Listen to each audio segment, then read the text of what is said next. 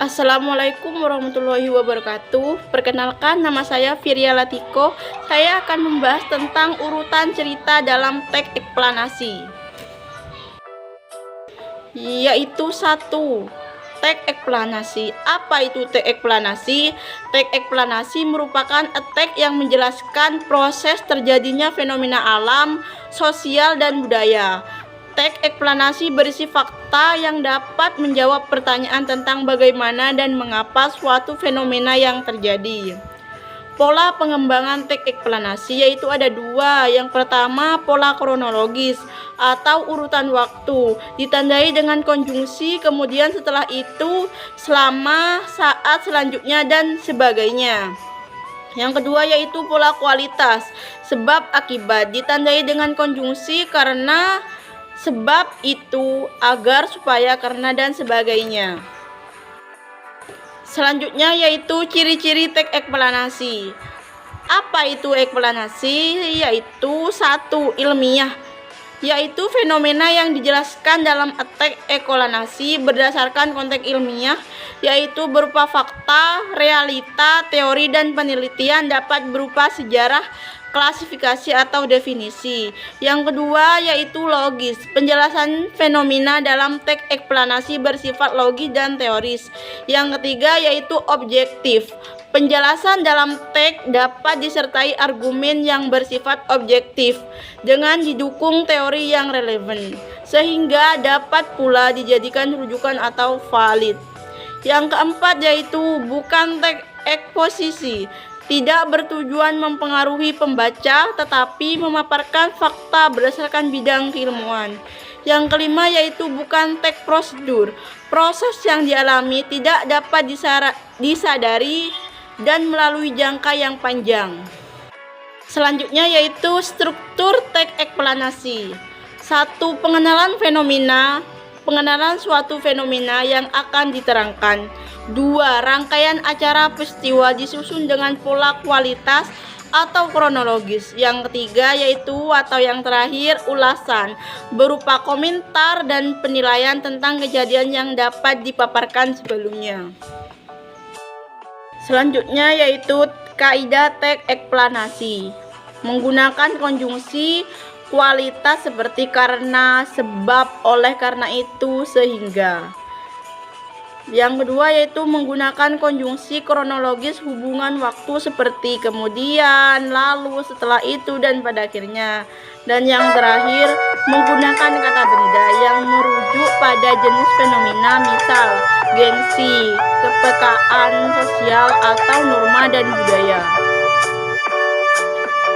Contoh dari teks eksplanasi yaitu manusia ingin merasa dihargai, namun manusia harus akan kebanggaan yang tidak ada habis-habisnya.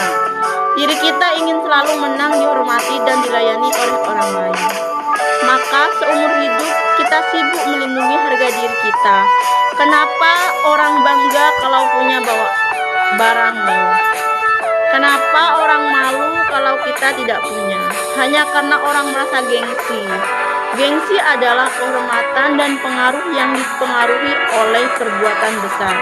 Ingat, karena sebuah perbuatan besar bukan barang atau pemikiran yang besar. Gengsi diawali kebanggaan yang berlebihan atas apa yang dimilikinya, dirasa sempurna dari orang lain, sehingga dapat memperkecil kepekaan sosial. Ia bisa saja menganggap semua urusan di luar dirinya, terutama pada kaum yang lebih rendah di bawahnya. Selanjutnya yaitu cara untuk meringkas teks eksplanasi dengan baik, yaitu satu, membaca naskah drama. Langkah awal yang dilakukan adalah penulisan ringkasan. Harus membaca naskah asli satu atau dua kali, bahkan dapat diulang beberapa kali hingga diketahui kesan umum secara penyeluruhan mengenai isi dari naskah tersebut. Yang kedua yaitu mencatat gagasan utama.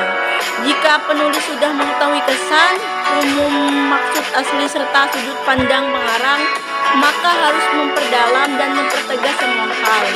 Selanjutnya adalah memahami kembali karangan bagian alien sambil mencatat gagasan yang penting yang tersirat. Yang ketiga yaitu mengadakan reproduksi dengan menggunakan kesan umum pada langkah pertama di atas dan catatan yang diperoleh dari langkah kedua di atas, yaitu maka seseorang penulis sudah siap untuk memulai ringkasan kembali disesuaikan dengan urutan naskah asli yang harus menggunakan bahasa penulis karangan. Dan yang terakhir yaitu langkah-langkah membuat ringkasan yang baik. 1. Bacalah teks secara cermat dan efektif sampai diperoleh gagasan utama, kesan umum, sudut pandang, dan tema dari teks. Yang kedua yaitu catatlah bagian dari yang dianggap penting. Yang ketiga yaitu tulislah informasi berdasarkan bagian yang kamu anggap penting. Yang keempat, tulislah ulang intisari bacaan ke dalam bentuk kalimat tidak langsung.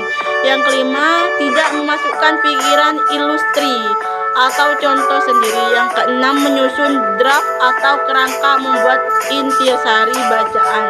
Dan yang terakhir, susun draft menjadi bentuk rangkuman yang baik. Sekian, terima kasih. Wassalamualaikum warahmatullahi wabarakatuh. Dadah.